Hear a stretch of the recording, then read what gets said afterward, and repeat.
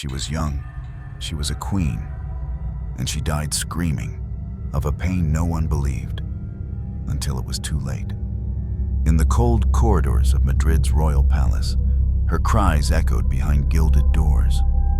But no physician could agree. Some said it was hysteria. Others called it colic. No one saw the rupture. No one saved her. At just 27 years old, Queen Marie Louise of Spain died of appendicitis, a word almost no one in the palace understood. Her belly swollen, her pulse erratic, her body failing, slowly, grotesquely. But this wasn't just a medical tragedy. It was political, deliberate, and perhaps cruel. Why did a queen die like this, alone, in agony, begging for help that never came? And why did history erase the echoes of her final screams? Tonight, we uncover the tragic final days of Marie Louise of Spain, the queen who was silenced by her own palace. Before the screams, there was music. Before the pain, there was laughter. She was born into a world of elegance and precision. On September 10th, 1745, in the gilded halls of Schönbrunn Palace, Vienna, Marie Louise of Austria, known affectionately as Maria Luisa, entered a court that shimmered with the illusion of order. She was the second daughter of Empress Maria Theresa, one of Europe's most formidable rulers, and Emperor Francis V, a man more interested in gardens than in governance.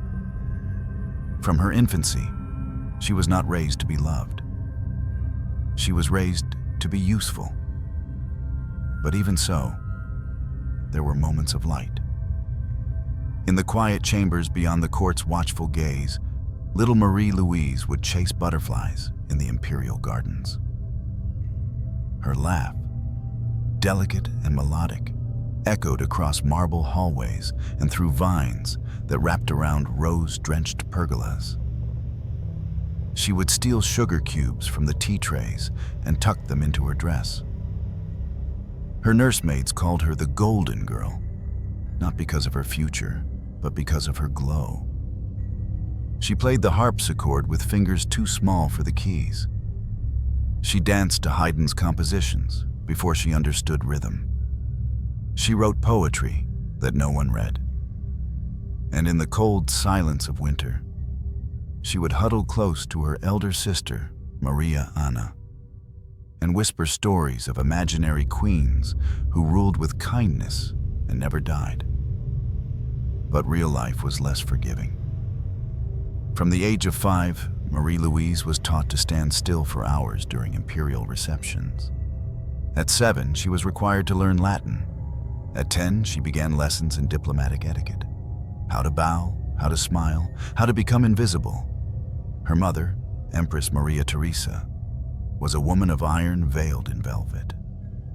She ruled not just her empire, but her children. Every daughter was a chess piece to be married off for the survival of the dynasty. Marie Louise knew this. She was not the heir. She was the offering. And yet, she smiled. A shy, obedient, golden-haired girl. The kind men overlooked, and kings desired. She must be pretty enough, but not too pretty. That was the instruction passed along European courts. By the time Marie Louise turned 15, negotiations began.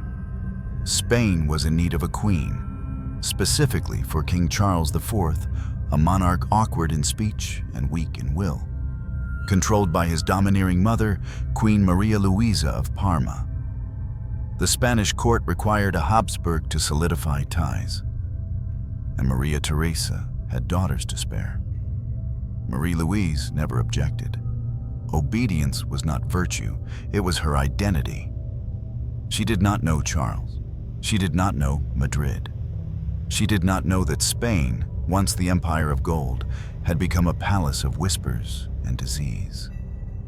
What she did know was that she was leaving behind the only light she had ever known. The music. the warmth. The snowball fights under the lanterns of Vienna. All traded for a marriage she did not choose. A departure marked by silence. In 1765, as her carriage left Vienna, observers recalled a strange stillness in the air.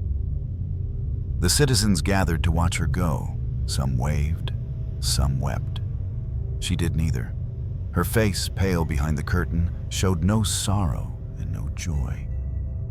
Inside her hand, a scrap of paper, a single line of her own writing.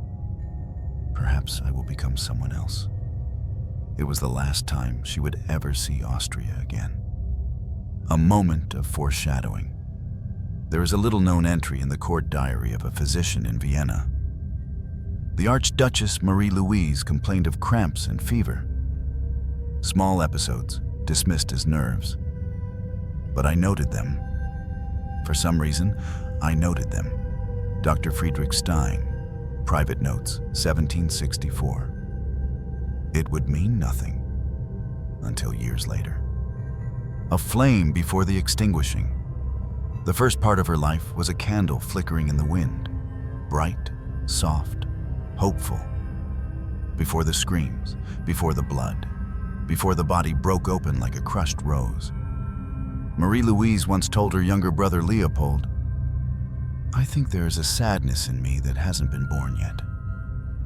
He laughed. She didn't. And when she crossed the Pyrenees into Spain, her eyes did not light up with adventure. They dimmed, slowly, quietly, like a girl preparing to vanish. There was no music at the border. When Marie-Louise crossed from Austria into Spain in 1765, the sky was dull with autumn haze, and the wind carried the scent of soil rather than celebration. There were no flowers, no crowds, only diplomats, scribes, and guards with eyes that refused to meet hers. She was 16, draped in imperial lace and silence. By protocol, she was stripped of everything Austrian the moment she crossed the frontier. Her clothes, her books, even her jewelry. Her body, her name, her breath, all now belonged to Spain. A new dress was waiting, heavier, darker, the colors of mourning. She asked quietly, "Am I marrying a man or a kingdom?" No one answered. King Charles IV, her future husband, was not present to welcome her. Instead, envoys of the Spanish court delivered her to a cold chamber in the royal palace of La Granja, where the portraits stared too long and the marble floors whispered like old ghosts. That night, she did not sleep. Not from fear, but from the feeling that she had already disappeared.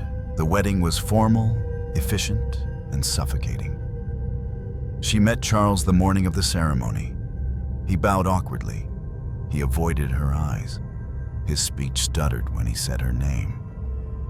He was 10 years her senior, painfully shy, and utterly dominated by his mother, Queen Maria Luisa of Parma, whose gaze made the girl's skin crawl. The Queen Mother loomed at every moment, correcting her posture, inspecting her gowns, critiquing the Austrian accent that Marie-Louise couldn't fully erase. At dinner, she would lean in and whisper, "A Spanish queen does not laugh so freely. Remember that." Marie-Louise nodded, smiled, swallowed her voice. What choice did she have? She had no allies, no sisters, no language to protect her. The corridors of the palace stretched like catacombs, long, cold, echoing halls where servants scurried like shadows and courtiers whispered behind painted fans. And Charles? He was kind in a way, but distant. A man ruled by superstition, hesitant touches, and the weight of his mother's will. They shared meals, shared carriages, but little else. In public, she was queen. In private, She was a girl unraveling. They gave her a throne, but not a voice. A bed, but not warmth. Jewels, but no joy. She began to fade. Not visibly at first, but subtly. She would go hours without speaking. She would trace invisible lines on windows with her fingertip, over and over. She would sit in gardens and stare at trees without blinking. One courtier wrote in a letter to Vienna, "The young queen is still, as if she is waiting to be erased." She missed snow. She missed books in her mother tongue. She missed real laughter. They gave her portraits of saints. She wanted letters from her sister. They gave her confessions. She wanted conversation. They gave her power. She wanted someone to call her name with love. There were moments when life tried to spark. She was allowed to visit royal orphanages.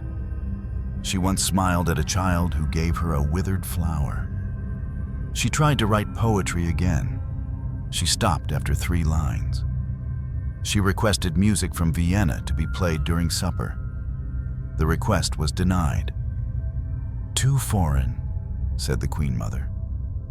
And once, only once, she laughed at a joke from a foreign ambassador. The next day, she was reprimanded. "A queen must not expose her teeth so freely," the Queen Mother hissed. So Marie-Louise began to hide her mouth when she smiled. And then, eventually, she stopped smiling altogether. By her 2nd year in Spain, her health began to change. The court physicians blamed nerves. The Queen Mother blamed her Austrian blood. And Charles, he said nothing.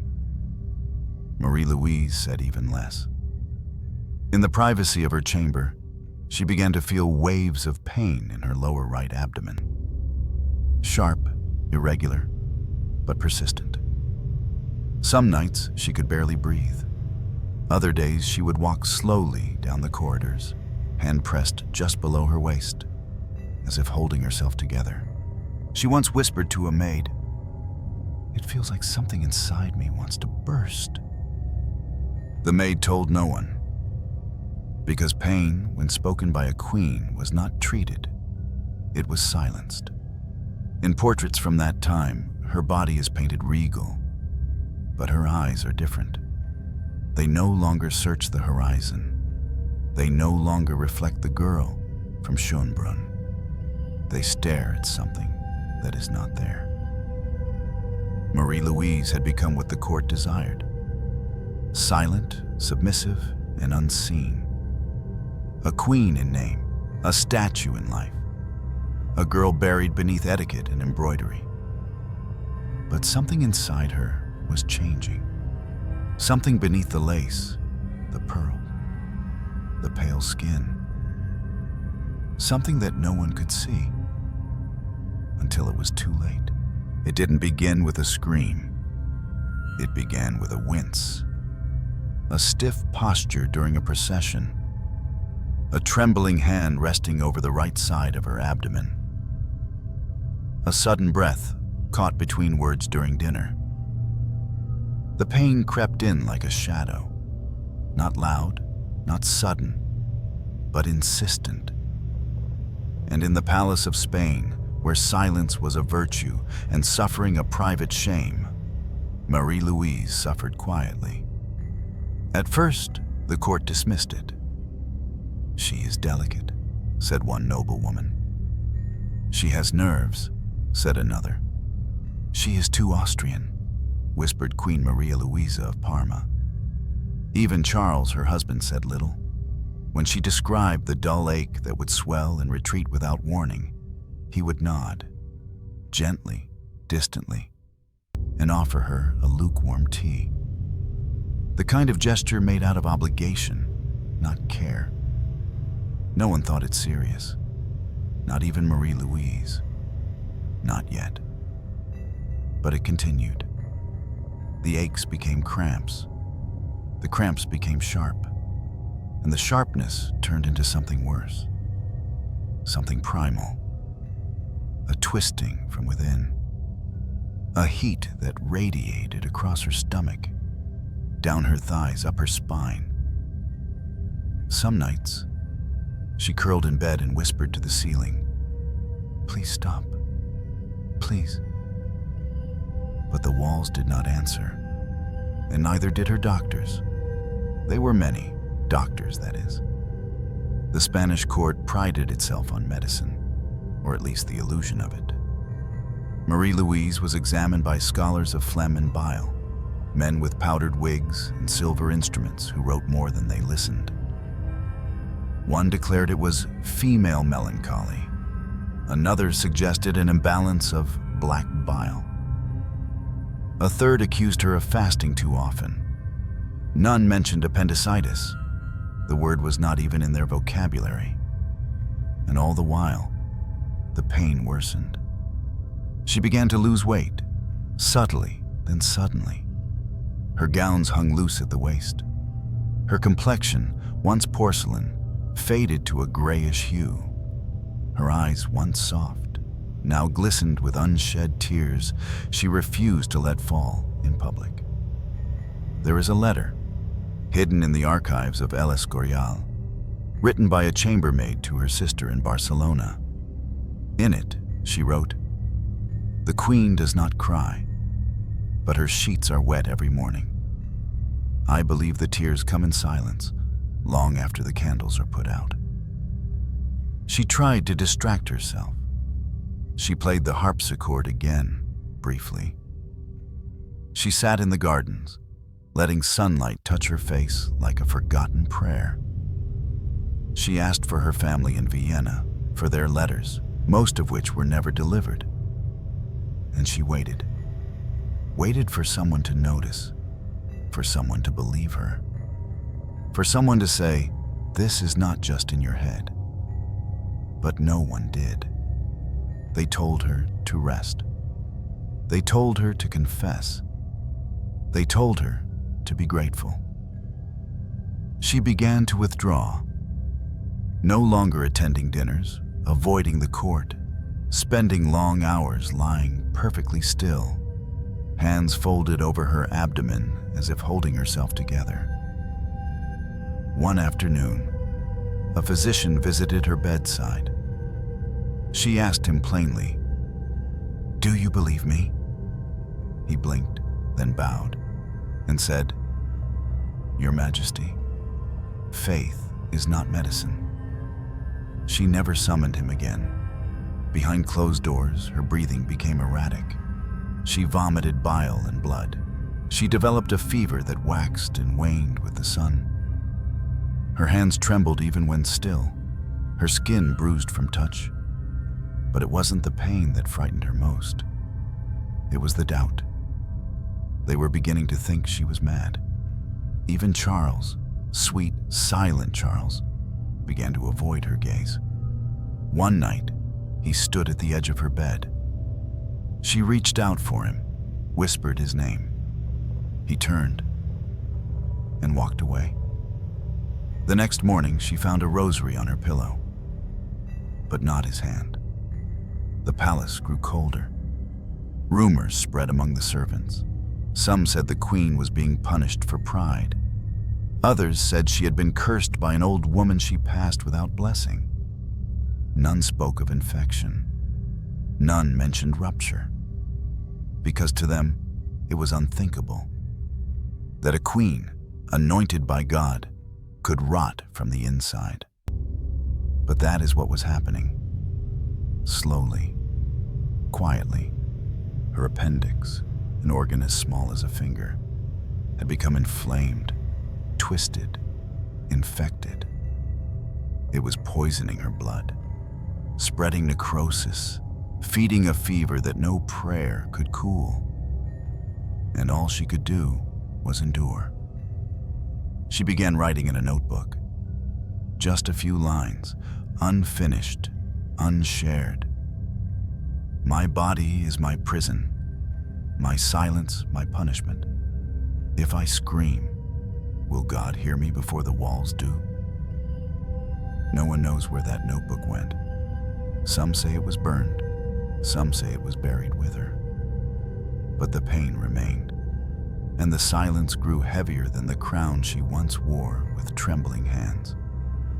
Her final request that month was simple: do not leave me alone at night. But they did, again and again. Marie-Louise was breaking, not loudly, not all at once, but like porcelain, cracked from within, invisible until the moment she shattered. And still, no one saw. Or perhaps no one chose to. The fever arrived like a ghost. Not with fanfare, not with convulsions or cries, but with a soft flush on her cheeks that deepened by the hour.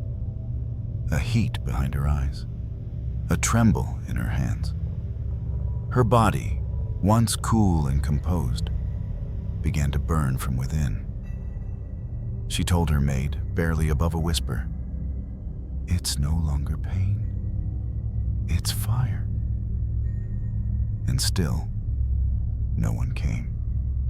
The physicians kept their distance. At first, they argued over her symptoms. One claimed it was vapors of the womb, an archaic belief that a woman's uterus could wander through her body, causing delusions and discomfort. Another suggested a spiritual imbalance and recommended confession. A third, more pompous than precise, diagnosed her with hypersensitivity of the female imagination. And yet none dared examine her thoroughly. None dared press on the swelling in her right side. None dared utter what they did not understand. "A queen cannot be dissected," one whispered to another, "only preserved." So they prescribed her tonics laced with lavender and opium. They placed leeches along her thighs. They burned herbs at the foot of her bed, praying to Saint Sebastian, patron of plague victims. But the fever climbed anyway, and the queen began to vanish. Her days blurred into delirium. She could no longer walk unaided. She could no longer eat without vomiting. The sound of bells made her flinch. The sunlight pierced her eyes like glass shards. Sometimes she would cry out for her mother, Maria Theresa, who was hundreds of miles away and would never come. Other times, she would weep without sound, her lips moving in prayer, in memory, in regret. She began to speak in half Austrian, half Spanish, confusing tenses and names, drifting between past and present like a woman caught between dreams. But the most harrowing part? She knew. She knew she was dying, and no one would say it aloud. The court carried on. In the great halls, music played for visiting dignitaries. The king appeared at functions with solemn politeness. The Queen Mother gave orders as usual, her skirts rustling like knives across marble floors. No announcements were made. No mourning began. No precautions were taken, because if the queen were truly dying, then the entire palace had failed, and failure was not permitted. So instead, they denied her death. They called it a passing fever. They said she needed rest. They said she was delicate. She was rotting. But they called it rest. There was a single priest who saw her regularly in those final weeks. Father Alonso, a quiet, middle-aged man with rheumatic hands and two soft eyes. He once wrote in his diary, "Her skin was so hot, I feared my fingers might burn upon her forehead." Her voice had turned to salt. She did not ask for God. She asked for someone to believe her. I could not give her healing. I gave her absolution. I do not know if that was enough. Even Charles began to falter. For all his flaws, he visited her one night in late February. She was barely awake, her breathing short and rapid, her eyes glassed with fever. He sat beside her and whispered, "You are strong. My mother says you will recover." Her reply came in a gasp. "Your mother lies." Then her body seized, a tremor that ran from her chest to her fingertips. A sound escaped her lips. Not a scream, but something worse. A moan. Low, animal, raw. The sound of a human being being undone. The next day, she collapsed while being lifted from bed. Her abdomen was now swollen, distended. The palace physicians panicked, suddenly uncertain. They debated surgery, but none dared touch the queen's flesh. And besides, it was too late. The infection had spread. Her appendix, ruptured days earlier, had leaked pus and necrosis into her abdominal cavity. Peritonitis had set in. Sepsis followed like a tide. Modern medicine would have recognized it immediately. Back then, it was a mystery. Masked as hysteria, ignored as discomfort, misnamed as divine punishment. A new doctor arrived from outside the palace. Ramon de Aragon, a younger, bolder man who took one look at her and muttered, "You have all killed her." He offered a final attempt, an opiate to ease the pain, not to save her, to silence the suffering. Marie-Louise, when given the dose, reportedly whispered, "Why did no one listen until I stopped speaking?" She fell into unconsciousness that night, and the fever that no one treated became the fire that consumed her. For 2 more days, she lingered in and out of a coma. Her skin mottled purple. Her eyes sank into their sockets, her belly hardened with fluid and gas. Every breath rattled like glass in a broken frame.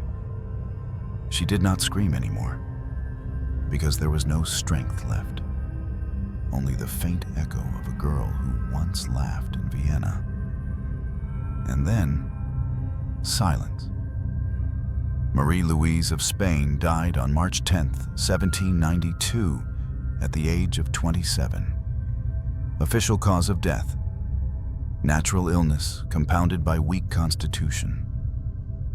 Unofficial cause: a queen abandoned by knowledge. A woman abandoned by everyone. The room no longer felt real. Its walls were still gilded with gold leaf and tapestries imported from Flanders. But to Marie-Louise, it had become a cell. Not the kind with iron bars, but one lined with silence, invisible chains, and the creeping certainty that she was going to die alone. And no one would stop it. The candles flickered too violently. The shadows moved too deliberately. And the people, when they did come, spoke too softly, as if rehearsing for a funeral they hadn't announced yet. She wasn't hallucinating. Not yet. But her world was beginning to dissolve. In the final days before unconsciousness consumed her, Marie-Louise experienced what the modern world would recognize as terminal restlessness. A psychological collapse that often precedes death, especially when pain is prolonged, untreated, and ignored. She became suspicious of her maids, of her doctors, of her food. One night, she refused to drink a cup of broth brought to her by a new servant. "You want to silence me?" she whispered, pushing the cup away. "One sip, and I will disappear." The maid cried. Marie-Louise laughed. A cracked, breathless sound, half madness, half defense. She had trusted once. That trust had killed her. Even the bed felt foreign now, too soft in places, too hard in others. She asked to be moved to a chair by the window, then begged to be taken away from it. The wind outside felt like it was whispering to her in a language only she could understand. "Soon," it said, "soon." She began speaking aloud to no one, to her mother, long dead, to her own abdomen, like it were a separate, traitorous entity. "What are you doing to me?" she asked her body. "Why do you hate me?" And then silence. A moment later, she'd murmur, "I forgive you." Some say the Queen's mind was breaking. Others say it was sharper than ever, just unfiltered, raw, stripped of diplomacy. The court physician recorded in his diary, "The Queen appears disoriented and speaks of betrayal. She accuses no one in particular, but in her voice is something deeper than delirium, perhaps recognition." He did not elaborate. Perhaps he feared what she might have recognized. The truth was cruel in its clarity. Marie-Louise understood she had been forgotten well before her death. In a letter she attempted to write, barely legible, found torn in a drawer, she scrawled, "If I do not wake tomorrow, do not weep for me. Weep for the days I stayed silent. Weep for the prayers you ignored. I was a queen, but I was never sovereign." No one knows who that was meant for. Perhaps no one. Perhaps everyone. As her body began to fail more rapidly, so too did her sense of time. She would ask if it was morning 5 times in 1 hour. Then insist it was still winter, though March was almost halfway gone. She confused her maid's name with her sister's. She called Charles Papa in one breath, then accused him of locking her in a dungeon in the next. But then, moments of lucidity would return like cruel miracles. She would sit up, speak with perfect clarity, and say things like, "Do not bury me here. I want the snow." And then she would fall back, gasping, her skin burning, her eyes rolling upward, as if chasing some image on the ceiling only she could see. The doctors panicked quietly. They could not let the court see her like this.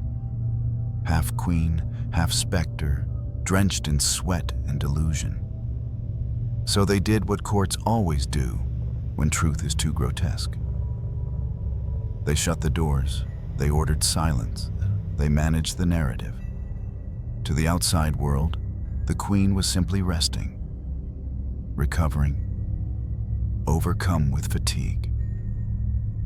Inside the room, she was dying every minute, body and mind at war. In one of her final coherent moments, she clutched the rosary on her bedside table, pressed it to her forehead, and whispered, "If no one will witness me, then let God be my autopsy." And yet, there was no justice in the room, no light, no divine hand reaching down, only the sound of her shallow breaths, the ticking of the grandfather clock, the faint rustle of gowns in the hallway as people passed, unknowing or uncaring. Marie-Louise began to hallucinate. She spoke of roses blooming from her stomach, of angels sewing her body shut with silver thread, of a door opening in the ceiling, beckoning her upward, though her feet could no longer move. A maid found her one morning clutching her own arms, teeth clenched, whispering, "The worms are already inside. I can feel them." It was not madness. It was metaphor, and it was prophecy. By the end of that week, her voice was almost gone, but her eyes were wide, too wide, as if they were searching for a way out of the room, the life, the body. They never found one, and neither did she. In the darkness of that final room, with sweat pooling in her clavicles and fever bruising her thoughts, Marie-Louise whispered a final sentence to the priest beside her. "Don't let them say I died quietly," he promised.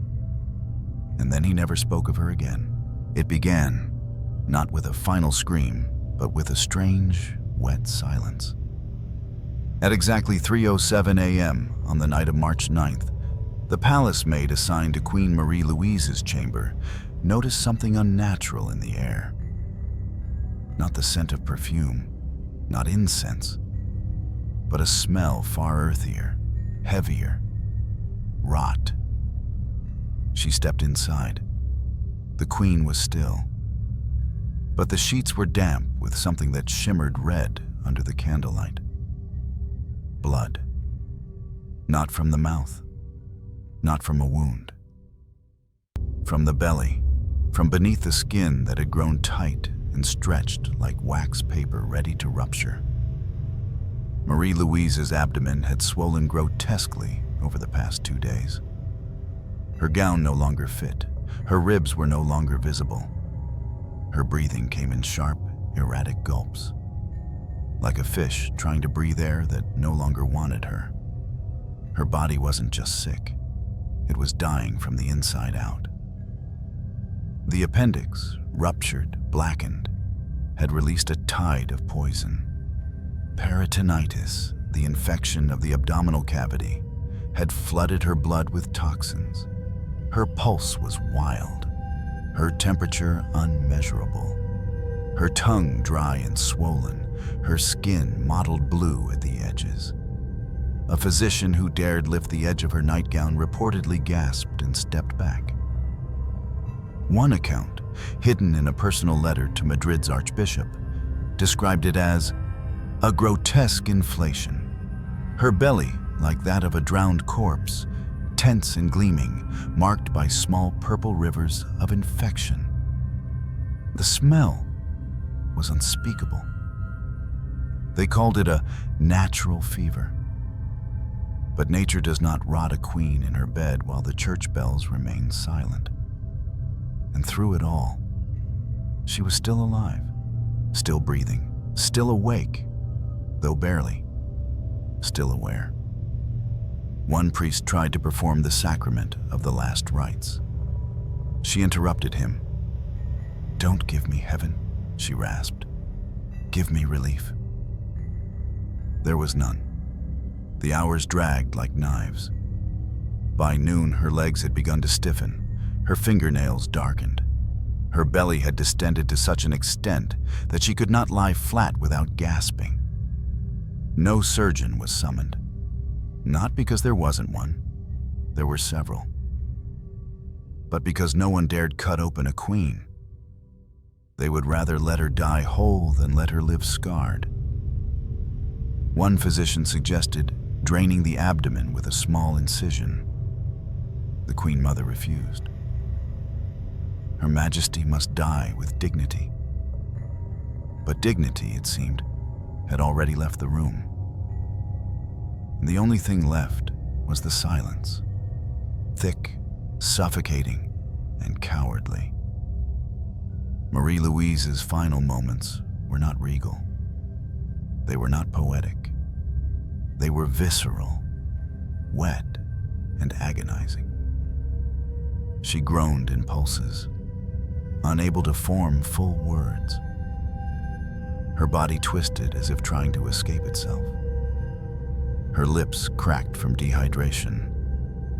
Her teeth clenched as bile rose and fell in her throat. One maid attempted to place a cold cloth on her forehead. She was slapped away by a court official. "Do not touch her. She is not yours." But whose was she then? Whose queen, if not even her body, belonged to her in the end? Just after sunset on March 10th, 1792, Queen Marie Louise released a breath and did not take another. Her eyes were open, her hands twisted into fists. Her abdomen remained swollen, bloated like a corpse left in water. The attending priest made the sign of the cross. The physician pronounced her dead. The servant stood frozen. And in the corner of the room, the Queen Mother whispered, "Let us not speak of it. Tell the people it was peace." It was not peace. It was the worst kind of violence, the kind no one admits.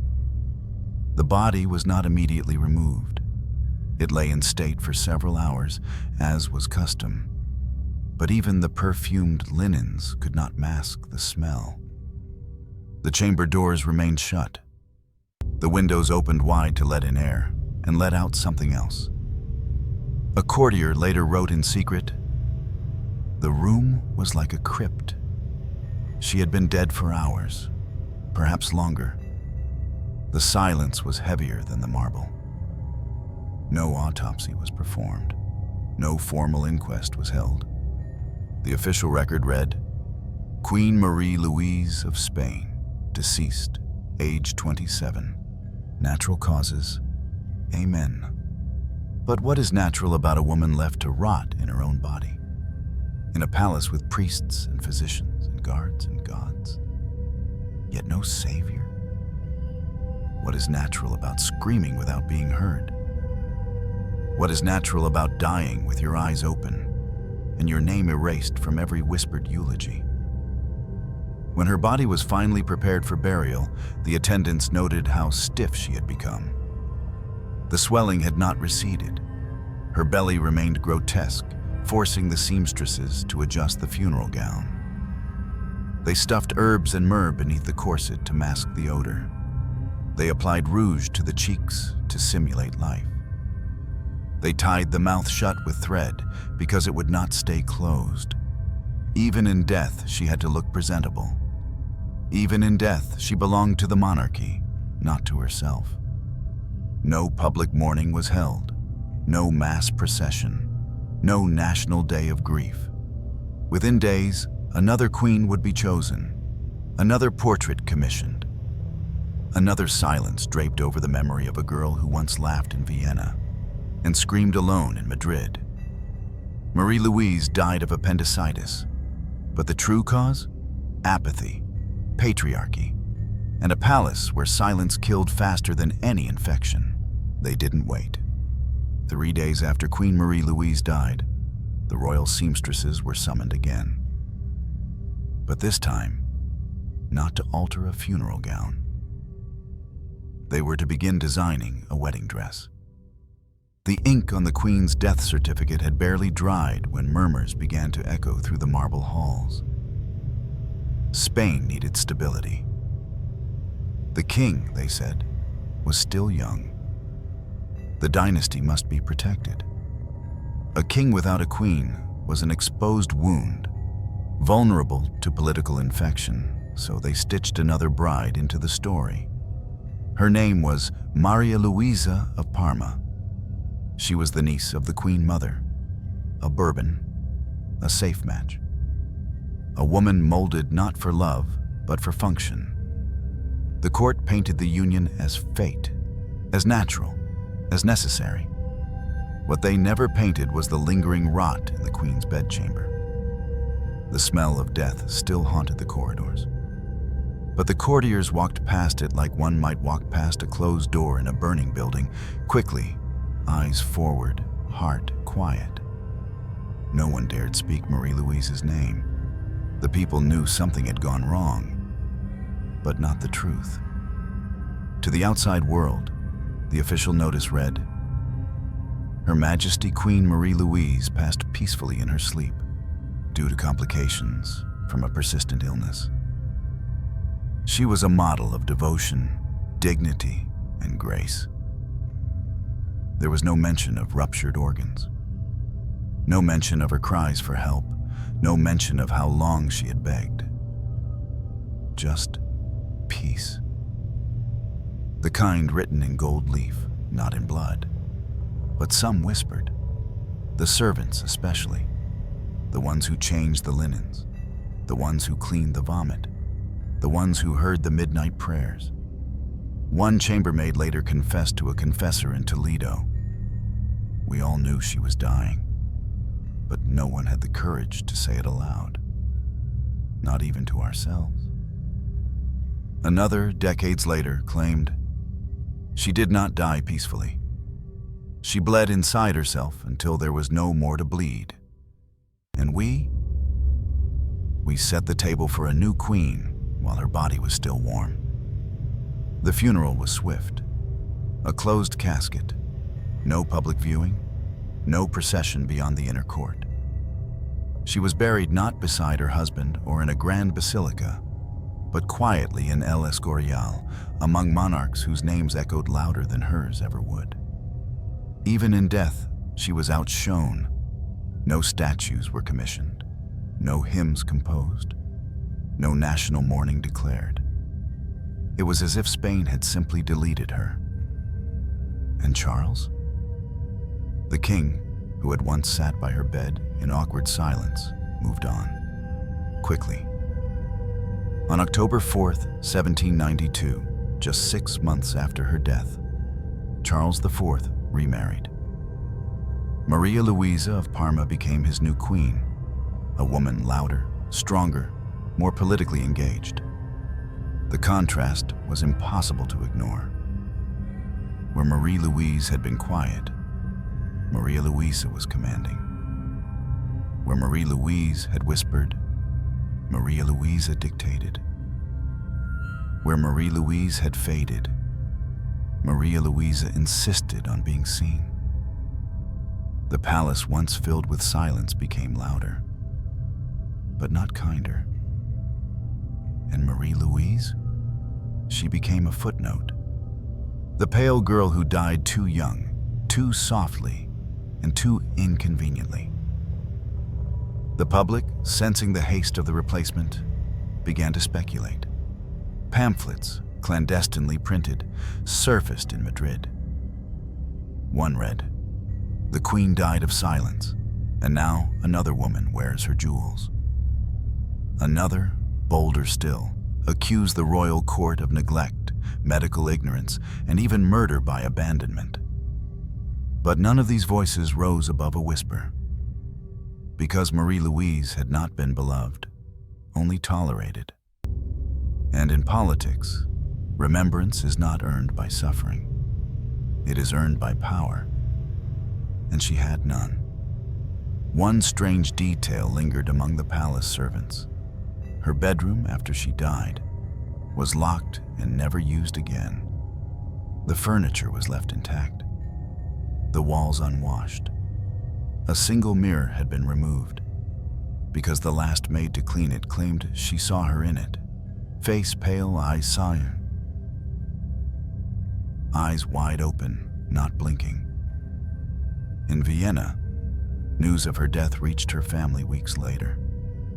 Maria Theresa, her mother, was reportedly stone-faced. Her health was already failing. She said only one thing: "I warned them. She was not strong enough for Spain." A letter from one of Marie Louise's sisters arrived too late. In it, she had written, "You are not forgotten here. Your laughter still rings in the music room. We miss the sound of your skirts on the floor. Come home soon." She never would. Spain had moved on. The king had remarried. The court was bustling again. And the room in which she had died was silent, sealed not in reverence, but in inconvenience. Because her death was a reminder, a truth too close, too real, too ugly. And kingdoms do not like to remember what makes them mortal. Marie Louise of Spain had died of appendicitis. But in the history books, she died of nothing special. Just another royal death. Just another buried woman. She had not produced an heir. She had not reigned in power. She had not commanded armies or shaped borders. She had only suffered. And that, history decided, was not worth remembering. History did not know what to do with her.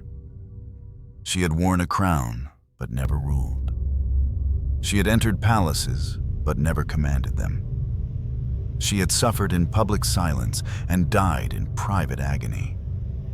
And worst of all, she had left no legacy, no heirs, no monument. Marie Louise of Spain was not a queen remembered for triumph.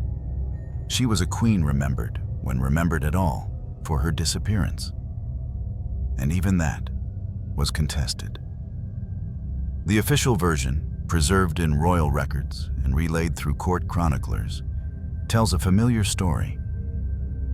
Queen Marie Louise of Spain, consort of Charles IV, died of illness after a long struggle with weak health. She was delicate, obedient, and deeply pious. Her soul now rests with the saints. It's a tidy narrative, polished, sanitized. A version of her that never raised her voice, never resisted, never questioned the silence around her.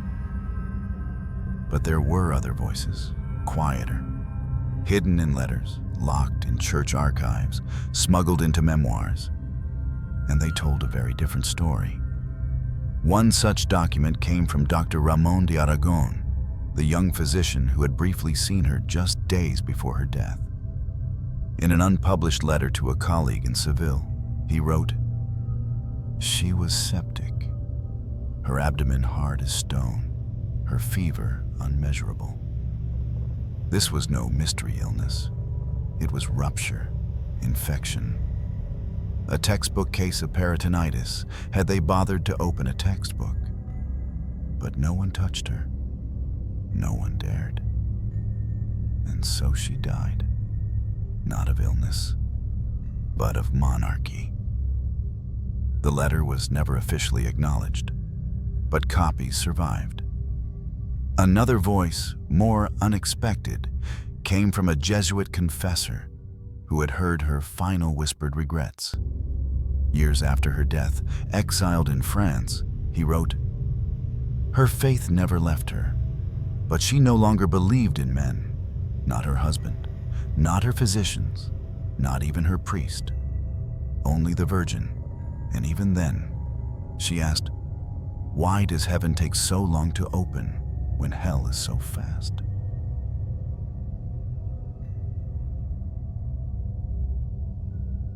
Some modern historians argue that her death was a turning point, not for Spain, but for medicine. They point to her case as a harrowing example of gendered misdiagnosis, a pattern in which women's symptoms were often labeled as hysteria or weakness, rather than treated as legitimate medical emergencies. If she had been a man, a prince, a general, one professor noted, they might have cut.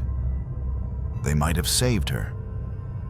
But she was a young woman, and young women in pain were meant to endure. Endure. That word became her legacy. Not triumph, not love, just endurance.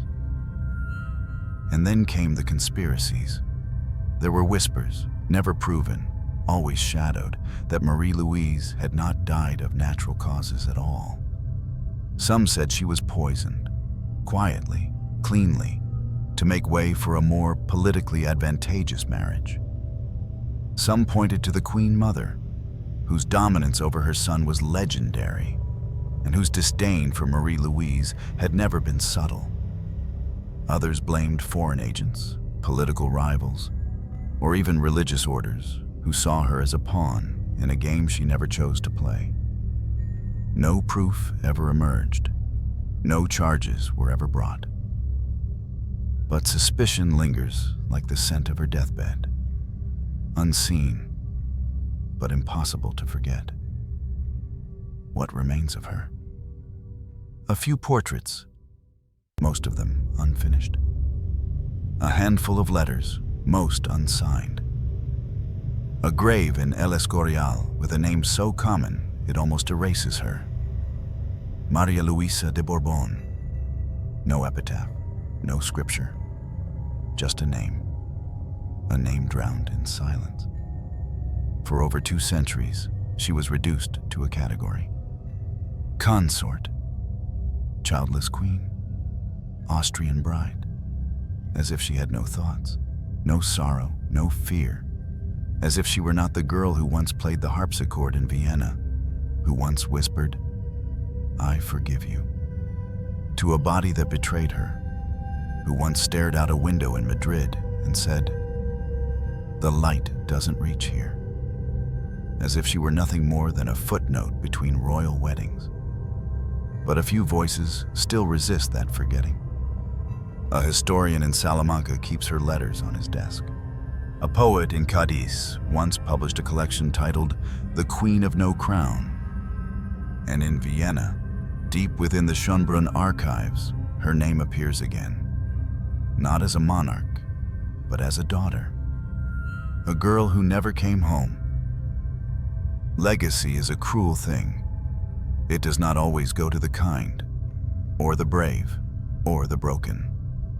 Sometimes it goes only to the loud, to the victorious, to those who outlive their shame. Marie-Louise did not. She died quietly. And for a time, that meant she died completely. But now, in flickers, in stories, in questions, in broken archives, her name is unburying itself. Slowly, stubbornly, like a breath returning to lungs that forgot how to breathe. Marie-Louise of Spain, queen without power, body without dignity, voice without echo. But maybe, just maybe, not forgotten. There is no statue of Queen Marie-Louise in Madrid. No bronze figure holding a scepter. No marble carving of her likeness in a grand plaza. No oil portrait displayed in a national museum. Just a stone slab. Hidden deep within the royal pantheon of El Escorial, beneath the cold stones of a vast, echoing crypt. There lies her body, or what remains of it.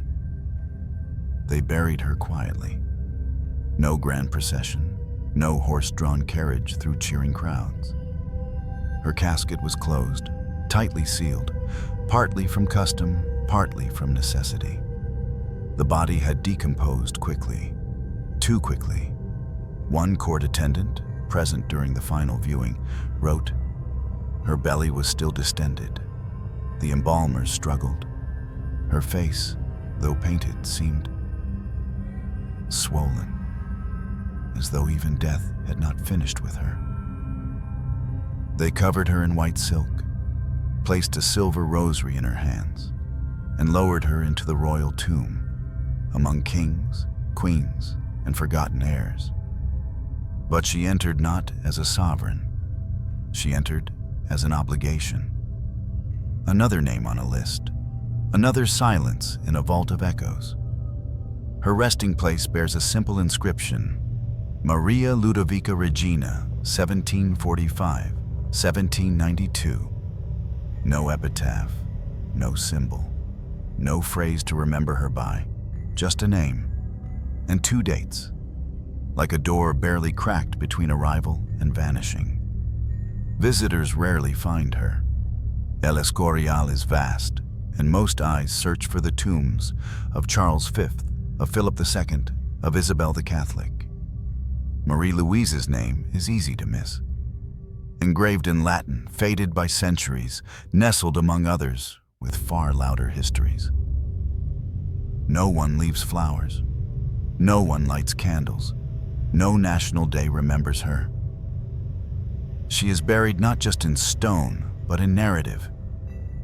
But sometimes, when the crypt is quiet and the air hangs heavy with dust and devotion, you can feel something different around her tomb. Not presence, not spirit, absence. A lingering hollow, as if the room itself remembers a death that didn't need to happen, as if the walls still echo a voice that was never heard in life, and now can't stop whispering in death. The final image of Marie-Louise is not one crafted by sculptors, not a queen frozen in power or cloaked in majesty. It is a woman, barely more than a girl, curled in a damp bed in a palace too large for her breath, dying of a pain she could not name, while those around her named her fragile, hysterical, exaggerated.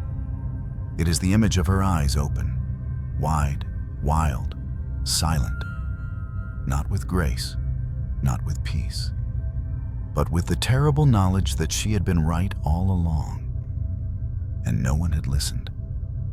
There's a drawing, undated, unsigned, found in the margins of a court journal from 1792. It depicts a woman lying on her back, hands crossed, a rosary slipping from between her fingers. No face. Just hair flowing behind her like black ink. And from her belly, a small, curling vine. Not a plant, but a metaphor, a symbol of something growing, too late, out of something broken. Historians believe it may have been drawn by a court scribe, or perhaps a maid, someone who saw too much, someone who needed to remember. Because the palace had moved on, the crown had shifted, the portraits had been replaced, but someone, one person, refused to forget. In modern times, there have been attempts to reclaim her image. An artist in Barcelona painted a portrait titled "The Quiet Abdication." It shows Marie-Louise seated, eyes closed, one hand on her abdomen, the other clenched beneath the table.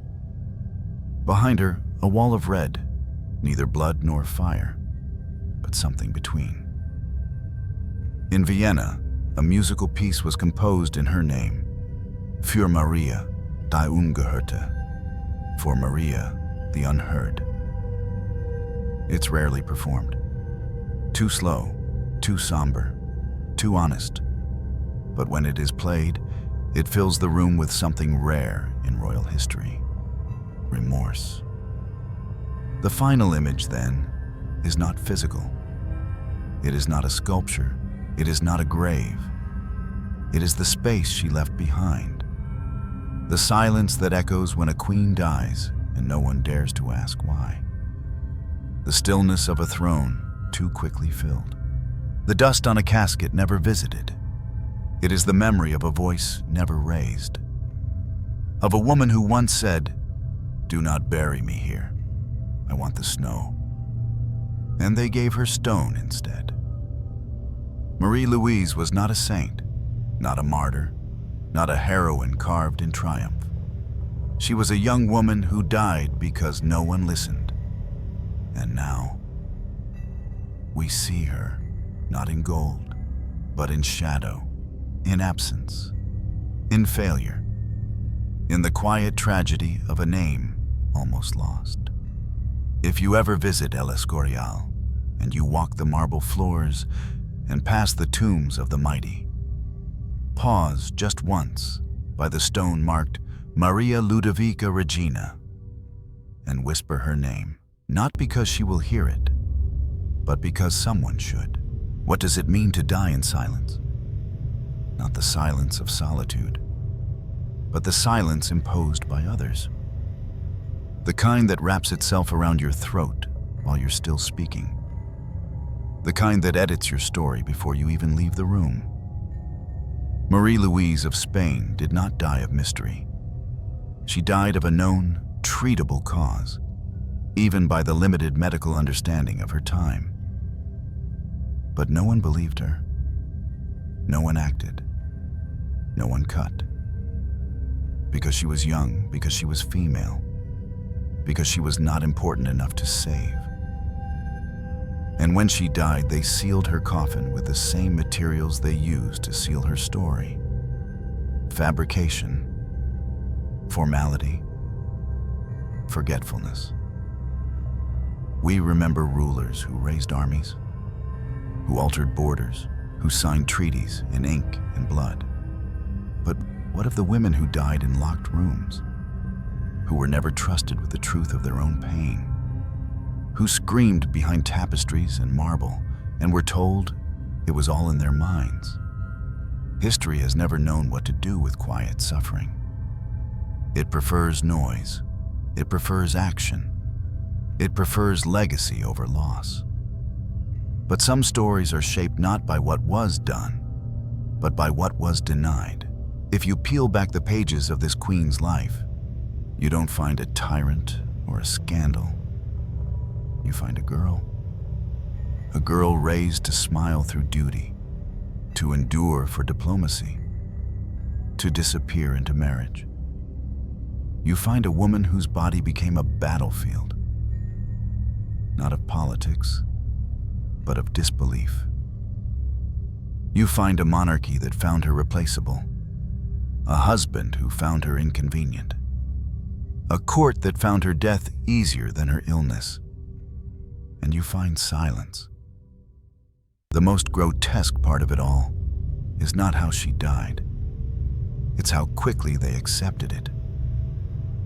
In her final hours, she whispered, "Don't let them say I died quietly."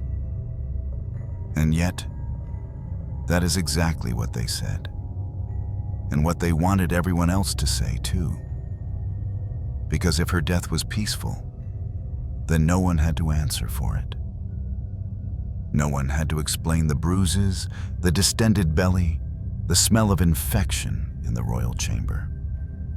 No one had to ask why no knife was drawn, why no one intervened, why no one believed the queen. So they called it peace. They called it God's will. They called it her destiny. But peace does not leave a body swollen. God's will does not smell like pus and bile. And destiny does not rupture from within because a woman dared to say, "I hurt." Somewhere beneath El Escorial, her bones still lie in the cold. And perhaps, just perhaps, her ghost still walks the corridors, not seeking revenge, but simply seeking something far more painful: recognition.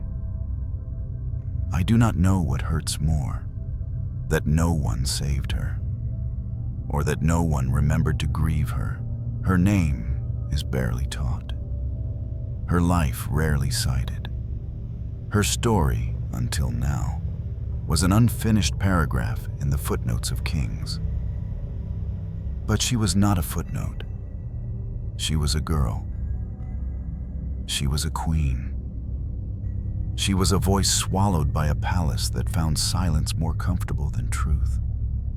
And now, centuries later, her silence becomes our discomfort. Her erasure becomes our shame. Because when a woman dies unheard, the world doesn't just lose a life. It loses a warning. It loses a chance to learn. It loses the dignity we pretend is built into power. But power is not dignity. Power can rot. It can forget. It can fail to listen. And that is how a queen dies of appendicitis, not in some peasant hut, but in a palace, surrounded by doctors, priests, and silence. So now we are left with a question, not a dramatic one, but a quiet one. And maybe that's the only way to truly honor her. How many women have we buried? Not just in tombs, but in silence. And how many more will we let vanish before we finally start to listen?